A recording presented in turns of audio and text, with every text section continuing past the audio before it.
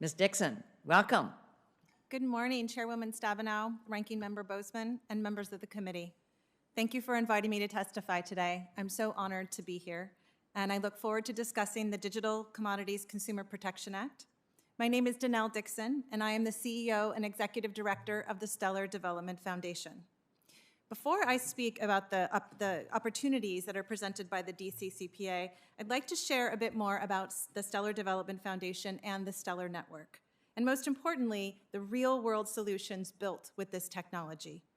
The Stellar Development Foundation, or SDF, was established alongside the Stellar Network in 2014 with the mission of creating equitable access to the global financial system by using the underlying technology presented by Stellar. The Stellar Network is an open, permissionless, decentralized ledger, or a blockchain network, optimized for payments and asset issuance, particularly useful with stablecoins in payments.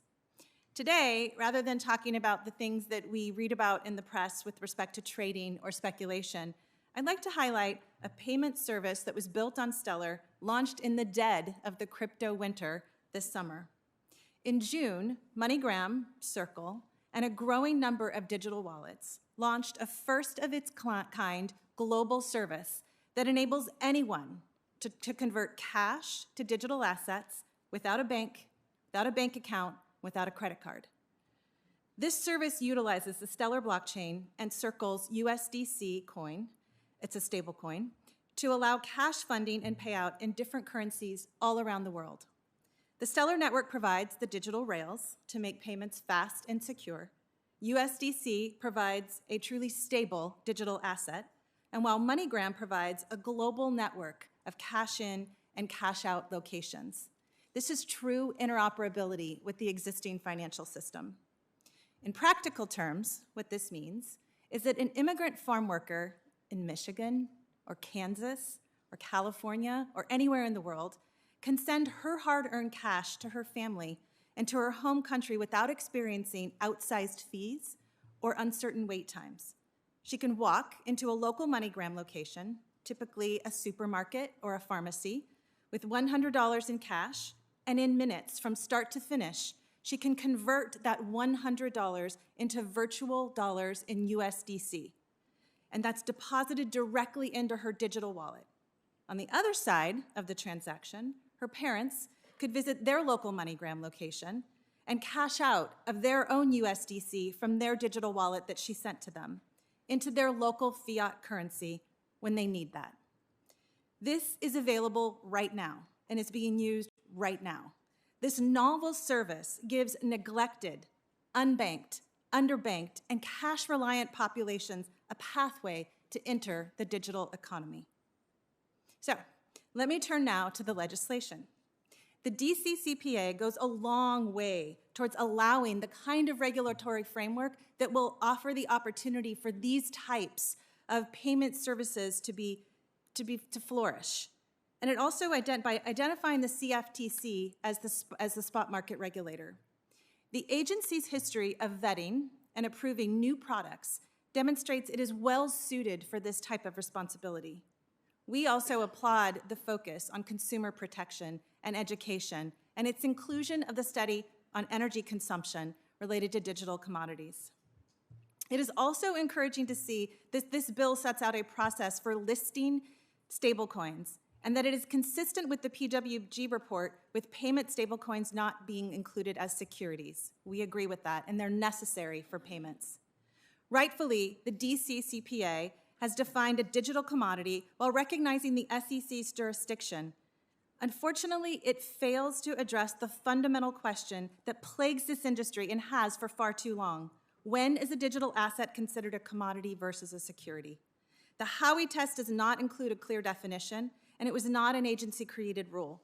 The industry desperately needs a definition, and the DCCPA is the perfect vehicle for it. Not all digital assets are created equal. As an example of the challenges we face defining digital assets, I referenced the Minnesota and Iowa state fairs in my written testimony, which require tickets in order to experience the full fair experiences, much like you need digital assets to engage with particular networks and services. We need a practical, principles-based framework that focuses on asset functionality. With an appropriate and clear policy and regulatory framework, digital asset and blockchain have great potential to improve access to financial services for millions of people. I believe that the DCCPA is a consequential step towards creating this vision. Thank you again for the opportunity to testify today. Thank you very much, and very much appreciate all of these suggestions about further ways that we can improve this legislation. So thank you very much. Ms. Dixon, again, another thing, and this has been discussed already, but I think it is important because it does come up. It's my understanding the energy consumption required for proof of work consensus mechanism transaction validations can be significant, which is why I'm glad our legislation looks to study the issue. What is your view on measuring energy usage related to various consensus mechanisms in the crypto space? Thank you so much for the question, Senator Boozman, and thank you for your leadership and that of your staff on this. The environmental and what the bill presupposes about the study that needs to be done with respect to the environmental impact of all the different consensus mechanisms is so important. It's something that we do in lots of other industries to be able to figure out the benefits and the harm that each of the industries or each of the different challenges bring to the United States. All consensus mechanisms are not alike, but importantly, what we can do, and what we're hopeful that this study does, is create a framework for how to measure the carbon output and figure out what we need to do as an industry to even further improve it. We just saw last night, I think it was at 2:34 a.m. In Eastern Time, where Ethereum moved from proof of work to proof of stake. That was already a momentous shift from that in terms of demonstrating the increased sustainability for that network by moving to proof of stake. So I think, again, not all consensus mechanisms are created equally, but if we think about a framework, which we've done, by the way, we've engaged PwC to create that kind of framework to consider how you should, and we've done it with respect to the Stellar Network, what pieces of the Stellar Network and what pieces of the transaction should be viewed when you're looking at the sustainability impact as a whole. We welcome that kind of framework. We think that the industry needs that to be able to create consistency and to understand really truly the value and also the potential harm and what we can do to improve on it. Good. Thank you very much. Madam Chair.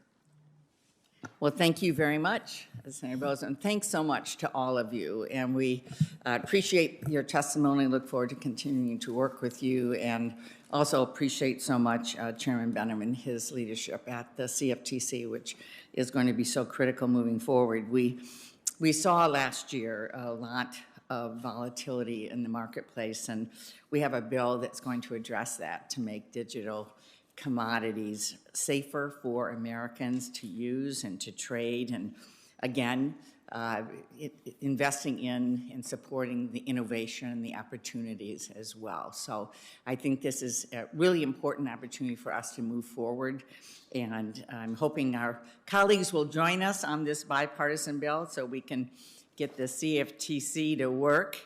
And again, thank you. The record will remain open for 5 business days for members to submit additional questions or statements. And without further comment, the meeting is adjourned. Thank you.